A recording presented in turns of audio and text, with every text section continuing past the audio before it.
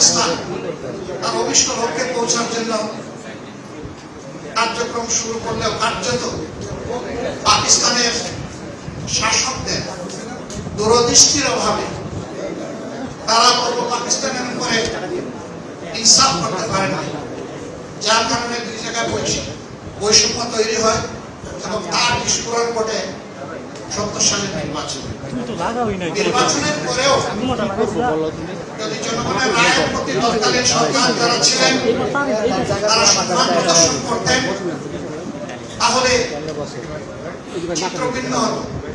কিন্তু সেই সম্মান প্রদর্শন করতে ব্যর্থ হওয়ার কারণে একটি মুক্তিযুদ্ধ অনিবার্য হয়ে উঠেছিল। এই যুদ্ধে যারা জীবন দিয়েছেন, লড়েছেন, ত্যাগ স্বীকার করেছেন, মহান আল্লাহর দরবারে দোয়া করে আল্লাহ তাদেরকে শহীদ হিসেবে কবুল করেন। মাঝখানে 52তেও একটা সংগ্রাম গিয়েছে, আমরা তাদের প্রতি শ্রদ্ধা নিবেদন করি। ত্যাগ স্বীকারকারীদের মধ্যে যারা বেঁচে আছেন আমরা তাদের প্রতি গভীর শ্রদ্ধা নিবেদন করছি। বলো বাংলাদেশ দ্বিতীয়বার স্বাধীন। দ্বিতীয়বার স্বাধীনতার আগে নেতারা তখন জনগণকে ওয়াদা দিয়েছিলেন যে এমন একটি দেশ আমরা জনগণকে উপহার দেব যেখানে ন্যায় বিচার প্রতিষ্ঠিত হবে, কোনো বৈষম্য থাকবে না এবং অর্থনৈতিক সংকট দূর হবে, বেকারত্ব থাকবে না। আমরা সমস্ত শিশুদেরকে তাদের প্রায় শিক্ষা নিশ্চিত করব। কিন্তু না, তার কোনো আদায় পূরণ হয়নি। বরঞ্চ এখানে এসে জনগণের অভিপ্রায়ের প্রতি সম্মান দেখাতে তৎকালীন সরকার দারুণভাবে ব্যর্থ হয়েছিল, যার কারণে 4 বছরের মাথায় দুঃখজনকভাবে তাদেরকে বিদায় নিতে হয়েছে। ক্রমাগত পট পরিবর্তনের মধ্য দিয়ে আজকে বাংলাদেশ সেখানে দাঁড়িয়েছে। 24 সালে এদেশের মানুষ একটি পরিবর্তনের আকাঙ্ক্ষা বুকে নিয়ে বুক পেতে লড়াই করেছিল। এ লড়াই কোন দলের পক্ষ থেকে হয়নি, এই লড়াই হয়েছে জনগণের পক্ষ থেকে।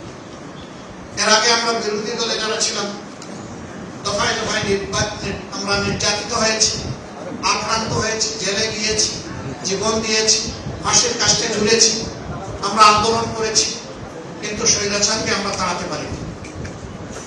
সেই সময়টা ছাত্র যুব সমাজ তাদের একটি ন্যায্য অধিকারের দাবিতে রাস্তায় নেমেছিল। অতীতের ফেসিবাদী কায়দায় সে আন্দোলন দমনের চেষ্টা হয়েছিল, কিন্তু শেষ পর্যন্ত সমগ্র দেশবাসী, ছাত্র জনতা, শ্রমিক, কৃষক সকলের ঐক্যবদ্ধ প্রতিবাদ, প্রতিরোধ এবং লড়াইয়ের মুখে ফ্যাসিস্ট সরকার অপমানজনকভাবে বিদায় নিতে বাধ্য হয়েছে। তার প্রেক্ষাপটে একটি জন অভিপ্রায়ের ভিত্তিতে একটি সরকার গঠিত হয়েছিল। তারাও জাতির উপরে শেষমেশ ইনসাফ করতে পারেনি। এই জাতি বেইনসাফের শিকার হয়েছে। বিভিন্ন কথা এখন অনেকে নিজের থেকেই স্বীকারোক্তি দিচ্ছে। সেই সময় যারা সরকারে ছিলেন আর অনেকে চুপ করে আছেন। তারা যদি ইনসাফ করতেন আমরা বিশ্বাস করি আজকের বাংলাদেশের চিত্র হতো সম্পূর্ণ ভিন্ন।